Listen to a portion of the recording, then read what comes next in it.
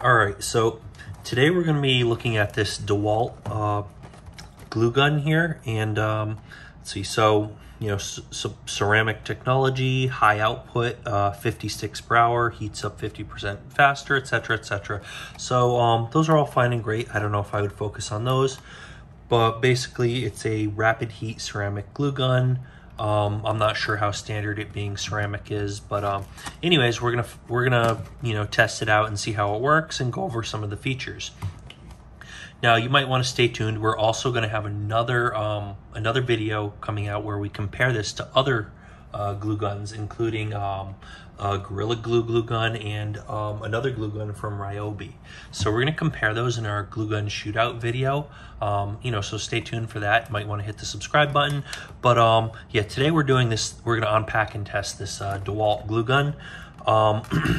First thing I'm going to point out is that this is a normal size, takes normal size glue sticks rather than the mini glue sticks.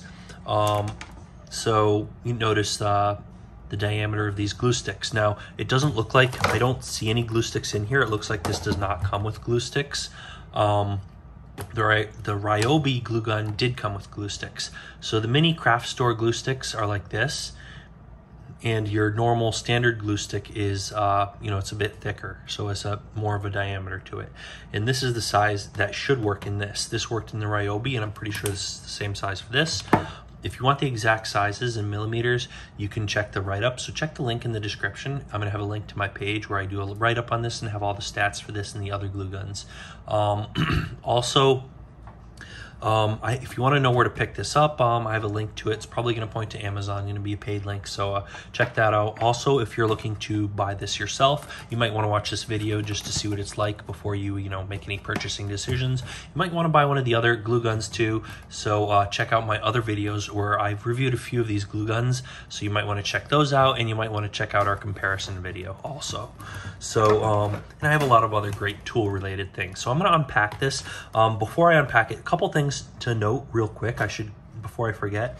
I believe this is supposed to be 50 watts. I don't see it written down here anywhere. You might have a piece of paper in here. I might have missed it, but I believe this is supposed to be a 50 watt glue gun. I think someone mentioned that on the comments or something.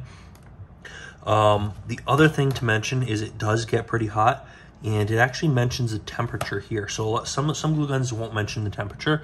It says 380 degrees Fahrenheit. So for those of you who are looking at in Celsius, you would have to convert that. Check the link in the description. I might have that converted there. I want to just keep on going with the video, so I'm not going to convert that off the top of my head right now. If you're outside the US, that's got to be a pain looking at something in Fahrenheit rather than Celsius. But what are you gonna do? 380 Fahrenheit. So that's pretty hot there, though. Anyways, so dangerous, can burn you, etc., etc. It's known for heating up fast. It's known for having a lot of throughput. Glue will flow through this pretty quickly. So there's that. It's great if you want to get a lot done. And the other thing I should point out about this, it's not battery powered like the Ryobi. So I just recorded the Ryobi video, and the Ryobi glue gun that I reviewed was battery powered. So this one actually has a it actually has a cord, and you plug it into the wall outlet. So this, you can pretty much sit there and glue things all day long. It's not as mobile. You'll still need an extension cord, or it'll have to be plugged in somewhere. So you're a little bit more restricted. It's not as mobile as the Ryobi, but it is. It's also, it gives you the advantage. Like the battery's not going to run out. You're not going to have spare batteries on hand and stuff like that. So that's an advantage, especially if you're just sitting at a desk or a workbench all day long, gluing things or whatever. Then that's also great. Of course, if you are doing it all day long, maybe you're going to want to spend more money than this. So at the moment, I'm not going to be reviewing the really high-end glue guns, but this is high-end compared to your cheap craft store glue guns. Of course, those are going to be mini glue guns, and they may be better for precision work, and this is more for like big things. But anyways, yeah, I'm doing a terrible job at opening this package, but let's see. Here we go.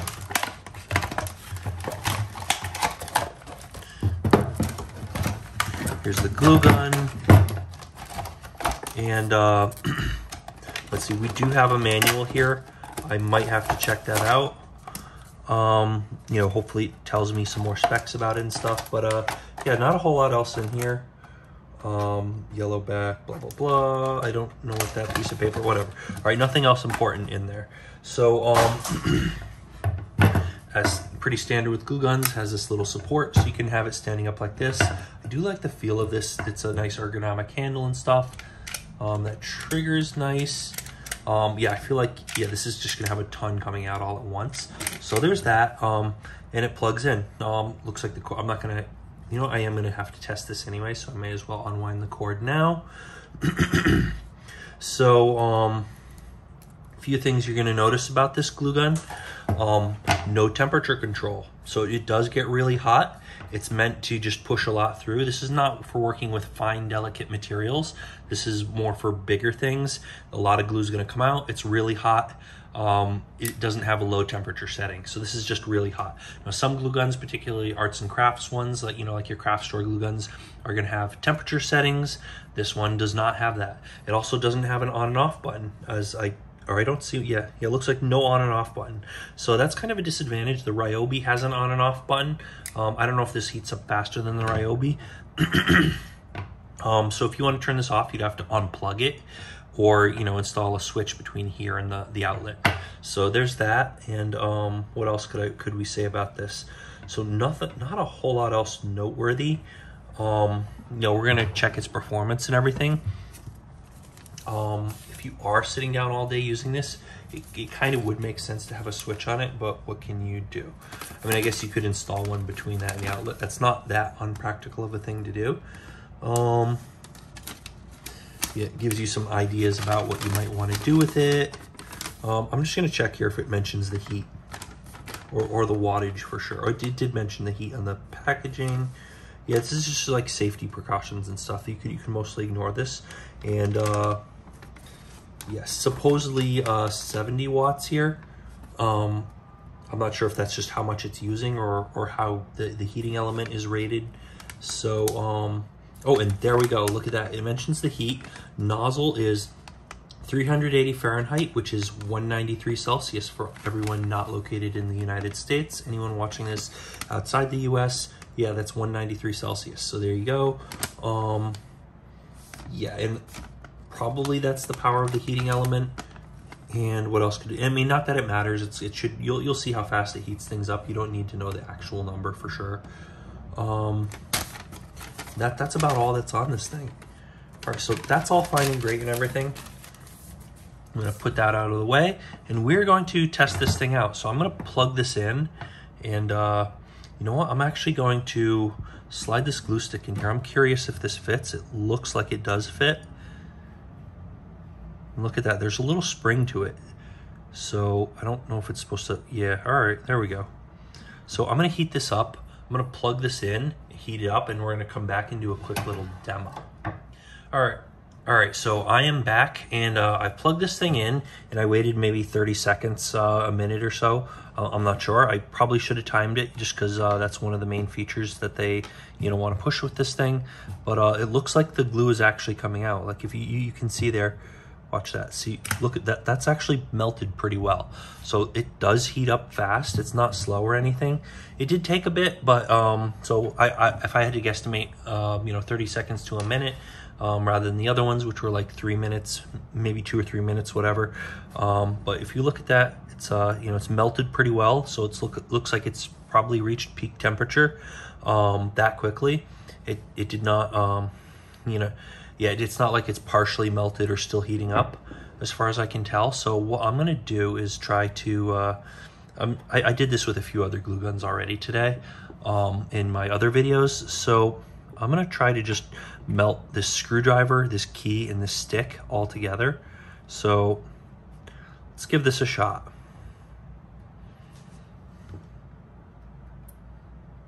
Just gonna put some glue on there. We're gonna glue this all together, and with that, I already need another one to, you need another glue stick in here to be able to push this through to actually feed the glue stick in. I feel like I've got enough glue on there, And yeah, you can see the volume of glue coming out. It's a pretty good volume. Looks like this does what it says it does. It's not like that crazy of a difference compared to the Ryobi, but it heats up fast, has a large volume of glue coming out, uses the same size glue sticks as the Ryobi, so there's that. You can set it like this. I kind of like just throwing these on their side, but probably you shouldn't. I don't know. Well, you could set it up like this is fine. Has this nice flat surface on the handle, which is just right, so it is pretty stable. I just feel like you're gonna knock it over or whatever. Like this, you're not. I don't know.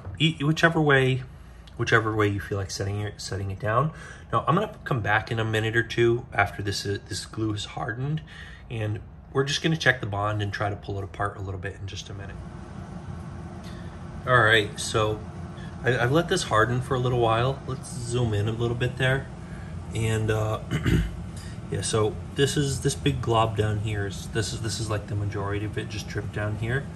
I mean, maybe just due to the temperature, the high temperature, it just was that much more liquid. I mean, this does look like it kind of wrapped around a little bit more. I think it just flowed over it a little more. Sorry, I keep not, when I'm zoomed in, I keep not putting this in front of the camera. But yeah, I feel like the glue just flowed over this that much more, probably due to the temperature. But you see it just dripped down onto the table. Now, if you really wanted it to get a good connection, you'd probably put some glue on this side too.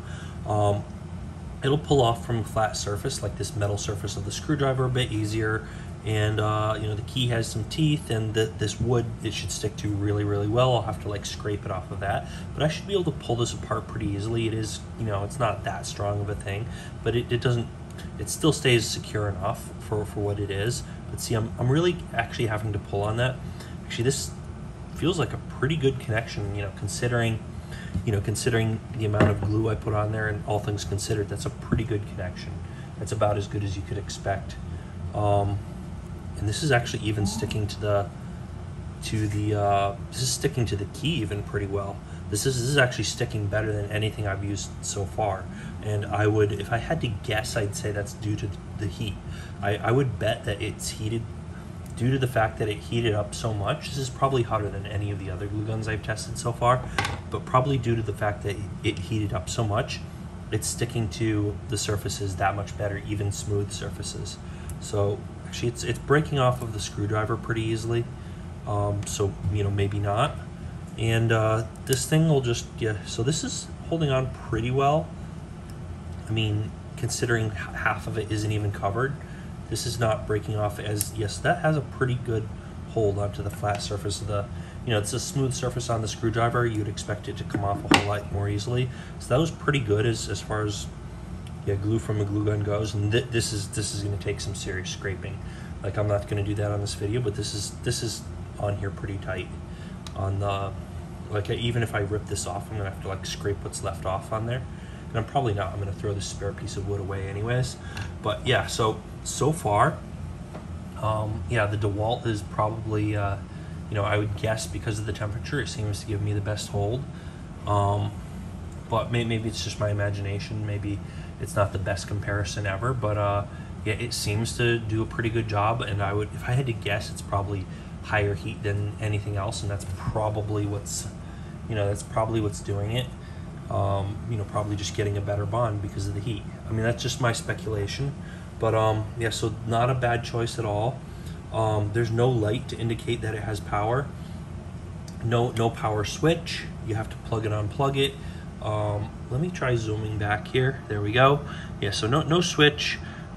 You have to plug it, unplug it. No temperature control. No battery, but you plug it into the wall like many other glue guns. That's pretty normal. But no battery like the Ryobi, so it's not as portable as the Ryobi. Look at that, it's even saying 70 watt right on the gun, so I'm betting that's what we're looking at here. So yeah, so there you go, rapid heat ceramic. I would bet so if this is 70 and the Ryobi was 50, this is heating things up that much more, has that much more heating ability. I mean, I guess it depends on the actual heating element and coils and all that sort of stuff.